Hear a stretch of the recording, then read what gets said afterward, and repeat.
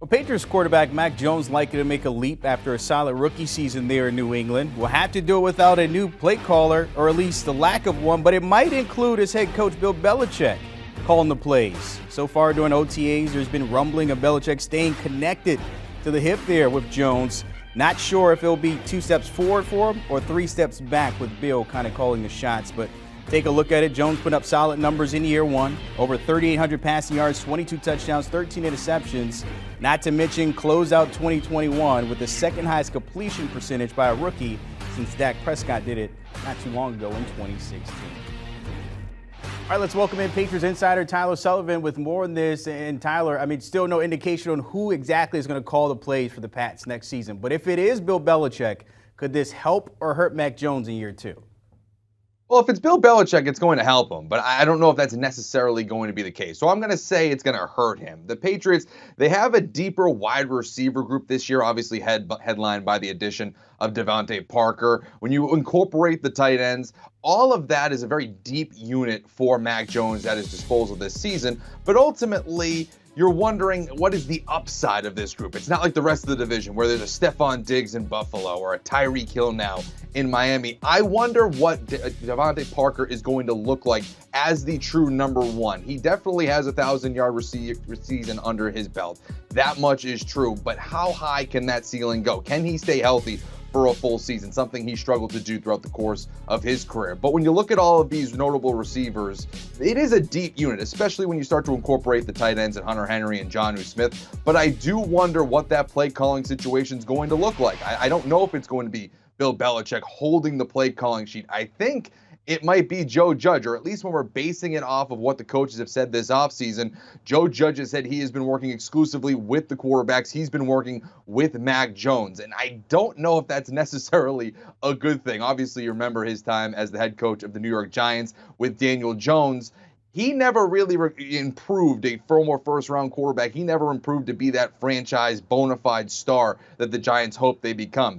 They hope he's like that with Brian Daboll now, but it wasn't like that under Joe Judge. That passing offense was 31st in the league his 2 years as head coach. So I'm going to say if it's Joe Judge running the show and running Mac Jones, it's going to hurt him in his development. All right, so there's a chance that we might see more attempts as well for Mac Jones when it comes to this season, more comfortable with those targets that you just mentioned. Elsewhere, Dolphins head coach Mike McDaniel may be thinking of taking the ball away from his quarterback in his hands. It worked for him there in San Francisco. Could Miami's run game kind of help Tua Tagovailoa here in this offense? Yeah, I think it's going to help, and I think this is one of the more underrated things with the Miami Dolphins. Obviously, you talk about this crazy offseason of Tyreek Hill and Teron Armstead and how that's going to help him with Jalen Waddle going into year two. But don't sleep on this backfield. The Dolphins have had a terrible running game for years now, it seems like. We all remember when Ryan Fitzpatrick was the leading rusher for this team not too long ago. But you look at what they've been able to bring in: Chase Edmonds, Raheem Mostert, Sony Michel, and they were, again, look, you see that number, the 30th team in rushing last year. It's just not good enough when you have a young quarterback that needs all the help that he can get. And I do think with Mike McDaniel as the head coach now, it's going to open things up for him in that running game. The 49ers have had a solid running game, as you mentioned, Brandon. And ultimately, I do think the RPOs in that wide zone running scheme is really going to help too. You look at some of his numbers when he's been in RPO situations. He's at an 81% completion percentage. He has a 9.4 yards per attempt average. Those are solid numbers. Obviously, you're not going to exclusively run out of the RPO, but if that is an increase, we've seen Tua Tagovailoa thrive in that. And with all of these fast options in the receiving game, and obviously in that backfield too with Mostert and Chase Edmonds in particular, a couple of burners, there is going to be a lot of yards after the catch, a lot of chunk plays for them in that backfield that I'm excited to see how Tua kind of develops this year. So less could be more for him there with the Dolphins. We'll see how that offense pans out. And speaking of the Dolphins, look, what they've done for Tua, Jets general manager Joe Douglas has kind of built a supporting cast around Zach Wilson a year or two. But is it enough for him to take a leap based on what we've seen this offseason? I've really liked what the New York Jets have done this offseason. They've really continued to build on this young foundation that they're doing. And again, you can look at that draft and say, they've hit it out of the park with all of their first-round picks.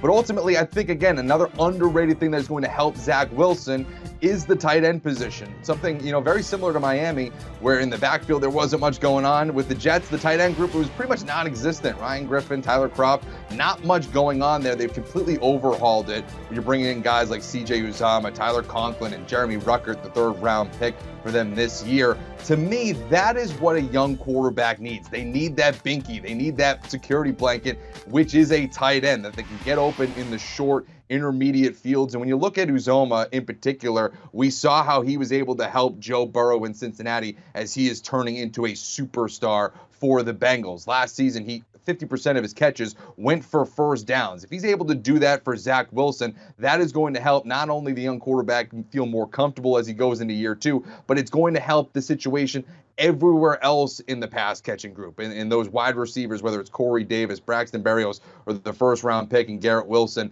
that's going to help Zach Wilson feel comfortable and take those shots with those receivers as well. Adding Uzomah there, you mentioned maybe a little comfort there, of course, coming over from that Super Bowl run with Cincinnati.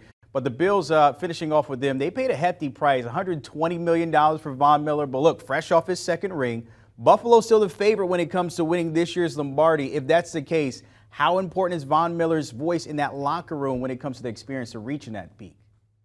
Yeah, and you kind of mentioned it there. I think his addition is twofold in terms of how it's going to impact the Buffalo Bills. First and foremost, on the field, a legit dynamo coming off the edge there. Obviously, we've seen it with Denver. We've seen it with the Los Angeles Rams last year. If they ever get into a situation again like they did in the divisional round last year against Kansas City, where you're 13 seconds away from advancing and continuing that push for a Super Bowl, he is the perfect guy to kind of bring everybody in and has the talent in the world to say, hey, listen, I have that ability. I can go make that sack. I can get a stop here for us to continue the offense and keep moving forward. So for me, not only is he able to help in that regard in terms of on the field rushing the passer, but he is a guy that's been there and done that. 2 Super Bowl champions, a Super Bowl MVP under his belt. For me, he's been an absolute leader in those situations. For a team that's never been there before in Buffalo, this is a guy that you want to bring in. He knows how to win. He knows how to get to that next level. And he's going to be able to teach a lot of those guys in that defense as well. So for me,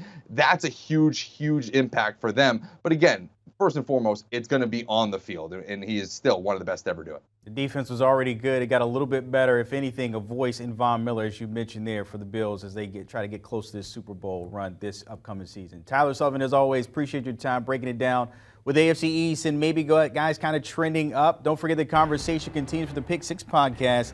Ryan Wilson and John Breach discussing those season win total predictions. The NFC East taking a look at my Cowboys, Eagles, Commanders, and Giants on the latest pod. Download and give them a follow. Do you want a sports network that delivers everything that matters about the game? The highlights, the picks, the instant analysis, no yelling, no fake debates, no politics. Hit the subscribe button and never miss a moment.